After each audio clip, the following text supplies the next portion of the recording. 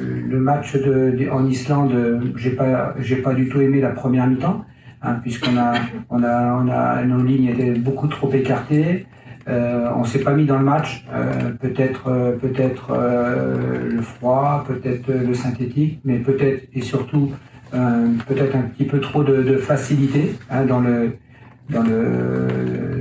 les efforts, dans les duels, dans le jeu. Hein, on a fait des passes pour faire des passes sans avoir vraiment la volonté de déstabiliser l'adversaire.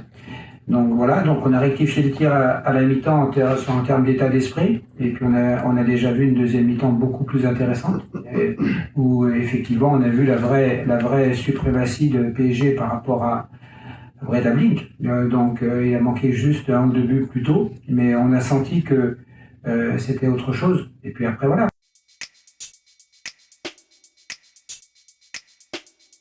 We know that we have a core group of players that I'm a part of, being here for the last couple of years. But I think we've built something special. Every year there are players that are leaving, and we have to adapt to a new group.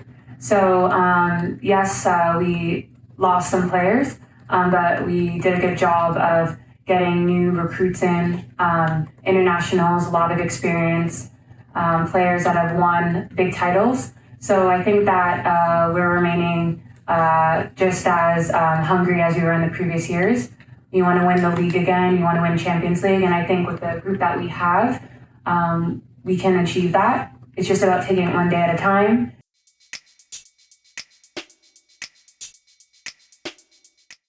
Donc pour demain soir, il nous manque personne, à part bien sûr les blessures de longue date, Constance et puis Luana, qui elles sont en termes de soins et de réathlétisation, mais tout le groupe est au complet.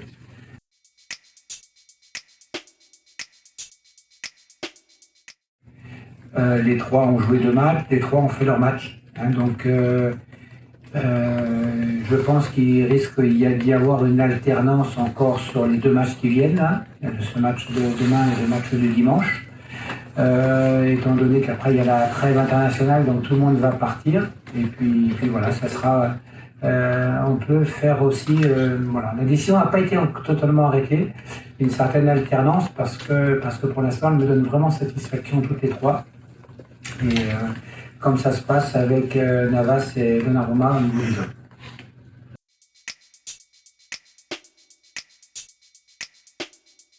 Oui, je pense que c'est très positif. Ça parle de la progression de la foot féminine. C'est important d'avoir plus de matchs pour les équipes en Europe et c'est beaucoup plus difficile. Je pense que à la fin, c'est bien. Pour nous, c'est toujours on cherche les idées de progresser dans le foot féminin avec nos clubs professionnels et aussi avec notre sélection.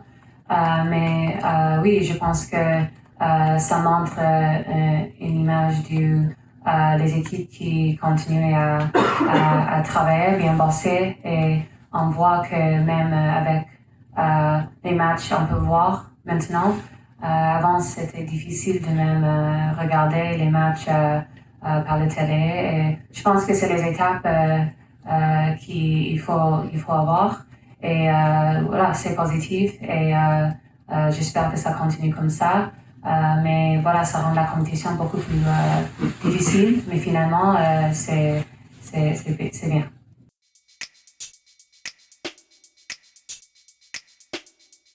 On a commencé à l'analyser dès qu'on a connu le tirage.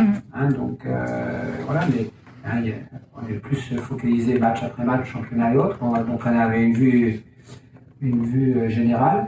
J'ai commencé après le match contre les Islandaises, on avait déjà préparé Guingamp, donc ça fait 8 jours qu'on regarde le championnat.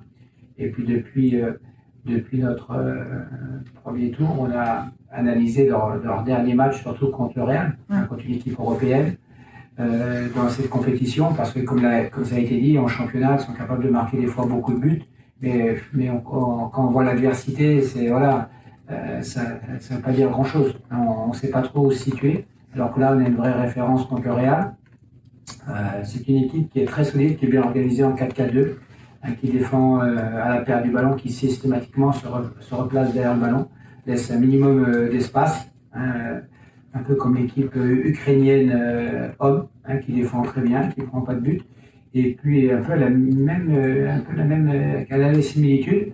Elle a deux joueuses offensives qui systématiquement, comme les deux attaquants avec les noms ukrainiens qui sont impossibles à dire. Donc au niveau des filles c'est pareil.